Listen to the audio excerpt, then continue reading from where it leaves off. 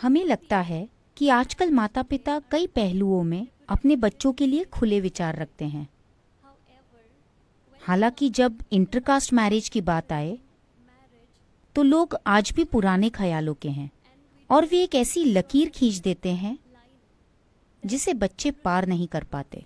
क्या ऐसा सिर्फ समाज के डर की वजह से है? जैसा कि कहा जाता है, सबसे बड़ा रोग क्या कहेंगे लोग।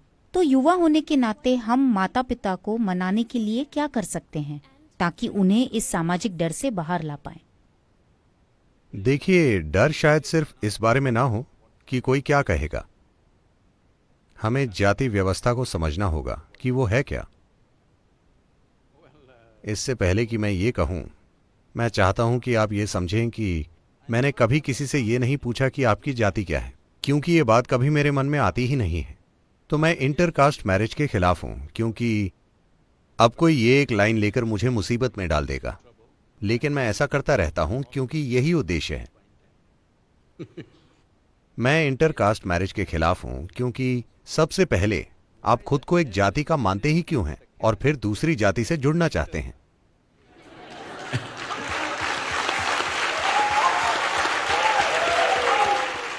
जब मैं युवा था, अगर मुझे किसी से शादी करनी है तो मुझे जाति की परवाह ही नहीं थी। मैंने कभी नहीं पूछा। ये मेरे साथ वाकई हुआ। मैंने अपनी पत्नी से कभी नहीं पूछा कि उनकी जाति क्या है। मैं बस एक दिन घर आया और पिताजी से बोला, मैं इस लड़की से शादी कर रहा हूं। वे बोले, वो कौन है? मैंने उनका नाम बताया। मुझे सिर्फ उनका पेट नेम पता था, उनका पूरा नाम भी नहीं पता था, क्योंकि मैं उन्हें वही बुलाता था। फिर उन्होंने पूछा, उसके पिता कौन है? मैंने कहा, मुझे नहीं पता। वे बोले, क्या तुम्हें पिता का नाम नहीं पता और तुम उससे शादी कर लोगे? मैंने कहा, मैं बस इस लड़की से शादी करना चाहता हूं।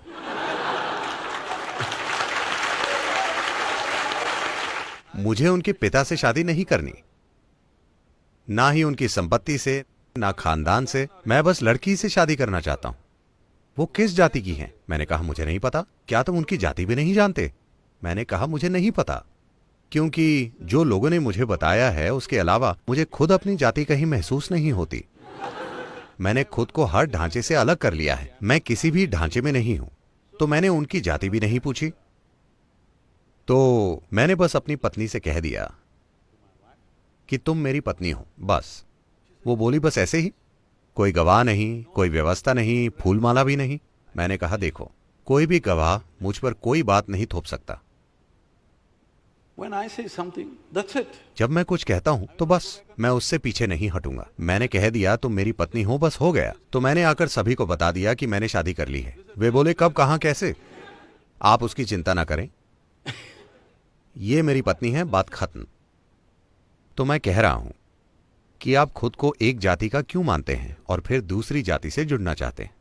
जरूरी नहीं है, लेकिन एक सामाजिक स्थिति की वजह से इस देश में जाति व्यवस्था लंबे समय से इसीलिए मौजूद है क्योंकि कौशल सिखाने का यही एकमात्र तरीका था।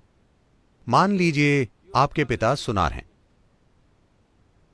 वे आपकी शादी एक अन्य सुनार से ही करेंगे, क्योंकि बचपन से आपने सुनार की मदद की है। आप जानते हैं कि ये काम कैसे किया जाता है। मान लीजिए वे आपकी शादी लोहार से करा देते हैं, तो आप उस घर में जाकर परेशान हो जाएंगे और आप उस बारे में कुछ नहीं जानते, क्योंकि ज्ञान सिर्फ परिवार के जरिए ही दिया जाता था। आज हम नहीं जानते कि इनके पिता क्या करते हैं, पर ये इंजीनियर बन गए हैं। हम नहीं जानते कि आपके पिता क्या करते हैं, पर आप बायोलॉजी के क्षेत्र में हैं, क्योंकि हमारे पास संस्थाएं हैं जो शिक्षा देती हैं। जब वो संस्थाएं नहीं थीं और सिर्फ परिवार में शिक्षा मिलती थी, तब हम उसे बिगाड़ना नहीं चाहते थे, तो हमने वो बनाए रखा। अब उसकी कोई जरूरत नहीं है। जाति व्यवस्था के एक हिस्से का अब कोई मतलब नहीं है। लोगों के जाति से जुड़े रहने का एक और कारण यह है कि देश में कोई सामाजिक सुरक्षा नहीं है। अगर कल आपके जीवन में कुछ गलत हो जाए, आपने किसी अजनबी लड़के से शादी कर ली और आपके जीवन में कुछ गलत हो गया, आप बीमार हो गए, वो बीमार हो गया, दुर्घटना हो गई, कुछ हो गया, अब आप सिर्फ अपनी जाति वालों से मदद मांग सकते हैं। आप किसी और के दरवाजे पर दस्तक देंगे तो वो अपना दरवाजा नहीं खोलेंगे। आपको अपनी जाति के पास जाना होगा। अगर आप कहेंगे मैं इस जाति का हूं, तो वो कहेंगे आइए हम आपके लिए कुछ करते हैं। तो ये सामाजिक सुरक्षा है जो आज भी मौजूद है। शहरी इलाकों में शायद इससे फर्क नहीं पड़े, क्योंकि आपके पास इंश्योरेंस वगैरह है, लेकिन गांव में अगर आप अपनी जाति से पूरी तरह से अलग हो जाएं, तो आप बिल्कुल खुद पर निर्भर होंगे। अगर कुछ गलत हो तो कोई आपकी मदद नहीं करेगा। तो ये सामाजिक सुरक्षा का सिस्टम है। इसकी चिंता मत कीजिए कि इंटरकास्ट मैरिज से जाति खत्म हो जाएंगी। अगर आप एक उचित सार्वजनिक सामाजिक सुरक्षा सिस्टम बनाएं, तो जातियां स्वाभाविक रूप से गायब हो जाएंगी। किसी को उन्हें मिटाना नहीं पड़ेगा, वो बस गायब हो जाएंगी।